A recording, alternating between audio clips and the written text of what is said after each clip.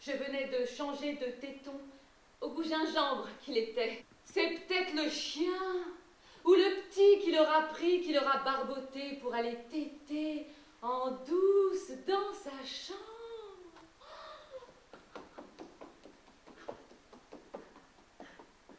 Je piquais aussi ceux de ma mère quand j'étais petite, pour avoir l'air.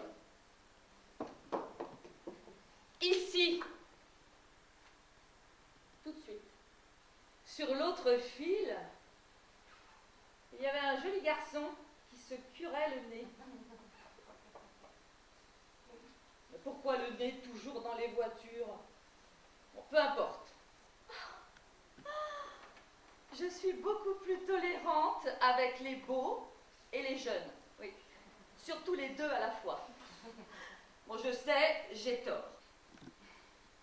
C'est pas parfait, mais c'est beaucoup plus saillant. J'en parlais avec une amie à moi, parent d'élève aussi, qui s'est fait remettre 2 grosses lèvres charnues, épaisses comme des fesses de nourrisson, mais plus galbées. Depuis, elle a un gros problème de prononciation et ses labiales accrochent. Enfin, c'est sifflante. Paf-moi les faux fifs. Je vais me faire enlever ça très fit. Fait trop. On me prend pour un fake fin bol. Je ne suis pas attirée par mon sexe. Il m'est juste arrivé, comme tout le monde, de le mettre à la bouche, d'y mettre les doigts ou de le renifler. Des carottes aussi? Écoute, ça, j'en sais rien. Hein, je suis pas avec lui. T'as pas touché à ton jambon. Allez, finis vite ton assiette après on ira voir mamie. Tu l'aimes bien, mamie? Je préfère les petits pois parce qu'ils parlent pas la même langue que nous. Bah, ils parlent pas les petits pois. Psst, psst, psst. C'est un secret, c'est ça? C'est lui qui t'a dit de rien me dire? Non! Bon, ben alors, qui c'est? C'est Monsieur Touron.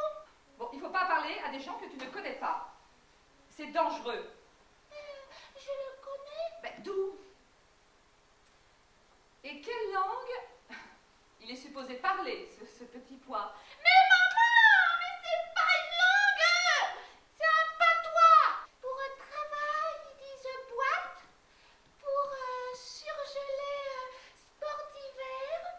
Pour paysans pollueurs. Et le lapin c'est parasite. Mais je sais pas ce que ça veut dire. Plutôt qu'un petit pois avec un cerveau. Oui, ben, en général, on dit avoir un petit pois dans le cerveau. Tu vois, pas un extraterrestre. Madame Salatuite, elle dit que la vérité, c'est comme le caca. Une fois que c'est sorti, ben, ça peut plus rentrer. Mais si elle est si maligne, celle-là. Elle a qu'à me dire comment on fait pour élever une petite fille toute seule, hein, pour l'éduquer. Mais c'est pas son problème, hein, les petits pois, que ça grandit pas. Et puis ça fait pas d'enfants. Si elle insiste, elle va finir au vide d'ordure. La feuille de laitue défraîchie. Et puis si elle est si futée, pourquoi elle traîne avec des petits pois à con dans une assiette sale? Il était une fois ton papa. Un prince, hein, quand je l'ai connu, crois-moi. Toutes les girouettes se retournaient sur son passage. J'ai eu une grosse envie de frites à la chantilly. Mon ventre a enflé, ma peau était belle, mon teint brillait, on me faisait de la place dans les autobus. Partout on disait madame. Et puis... ou je ne sais quoi d'irréparable. Les mères sentent ça, crois-moi. De nos jours, les filles doivent être fortes, prêtes à enlever les princes charmants, les arracher de leur carrosse, les violer et les jeter dans le fossé. Faut se faire respecter, tu m'entends? Maman chérie, je pourrais aussi avoir une PlayStation. Bonjour, monsieur le directeur. Oui, monsieur le directeur, oui. Vous avez raison, monsieur le directeur, oui. Oh, vous êtes drôle! Oh, vous êtes drôle, monsieur le directeur! Pardon, monsieur le directeur. Sous le bureau, monsieur le directeur, je vous...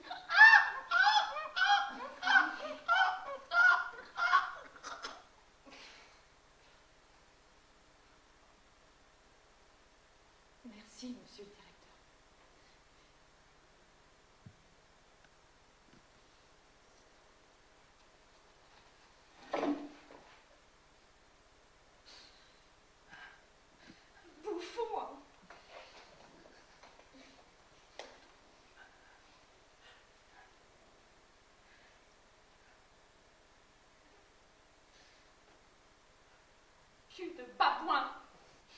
L'employé, licencié, avait ruminé sa vengeance plusieurs années, tant et si bien qu'elle avait fini par germer. Il fallait bien qu'un jour, les types comme lui sachent qu'on ne mine pas une fille comme moi. Parce que c'est un type comme lui que je suis pas une fille comme moi. Ça m'a fait drôle de me retrouver en face de lui quelques années plus tard. Est-ce que tu vires la moquette? Est-ce que tu mets des milliers d'acariens au chômage? Je savais pas qu'on me la demanderait, hein. Elle n'est pas géniale. C'est le geste qui compte. Je t'assure que pour quelqu'un qui on la demande à l'improviste, c'est très bien. Tu vas me donner ce numéro. Hélicoptère. Madame Tarpin, c'est le tapis, va trop vite, hein. J'ai plus le temps de trouver le code barre. Mais pas les machines, hein, tout de même. L'amour irrésolu que je vous porte, madame, non payé de retour, m'échauffe les sens et purifie mon âme par les brûlures qu'il me cause.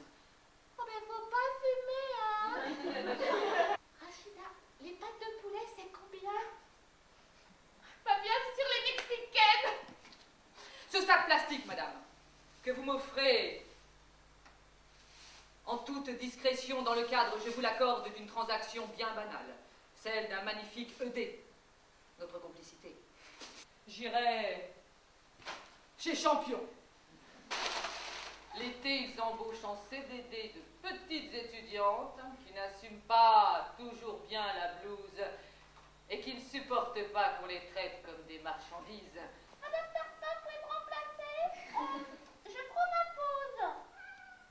Qui a osé prétendre que l'artisanat ne fascinait plus? Mais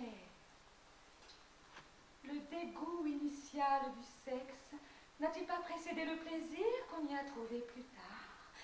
Cette expérience de l'abjection ne trouve-t-elle pas parfois, chez les plus blasés d'entre nous, un écho curieux qui nous renvoie à la matière complexe et trouble? Ah, du vivant! L'admiration silencieuse de sa maman. Décapitée dans le local à poussette. Kevin!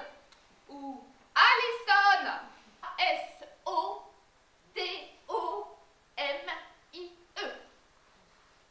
Ben, tu demanderas à ton père. Va faire quelque chose pour le WC broyeur.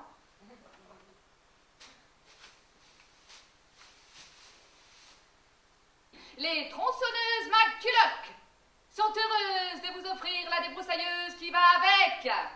Super. Clic, clic, clic, clic. Je suis Monsieur Brick, directeur grande surface. À l'aide! Tu nous manques à tous, hein. C'est fou, ton fils, il te ressemble.